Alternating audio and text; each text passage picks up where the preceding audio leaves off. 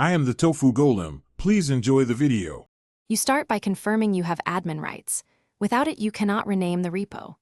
Once confirmed, notify collaborators so they won't push during changes.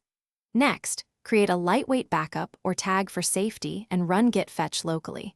Make sure your remotes are correct by checking git remote v. Then open the repository on GitHub and click the Settings tab. That is where the actual name field lives and where we begin the only supported change process.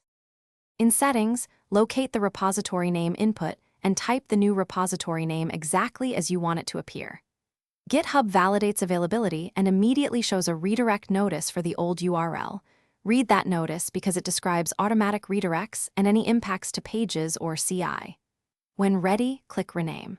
Once renamed, GitHub updates server-side redirects, but make sure to note changes to package names, GitHub pages, and external integration. After GitHub completes the rename, update your local repository remotes. Run git remote set URL origin with the new SSH or HTTPS address. Once updated, run git fetch and then attempt a small push or create a test branch to confirm authentication and hooks still work. Make sure CI, pages, and badges reference the new path.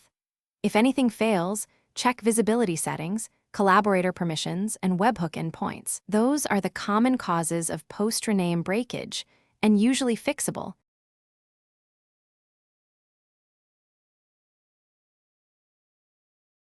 Thanks for watching. Consider subscribing if we helped you today.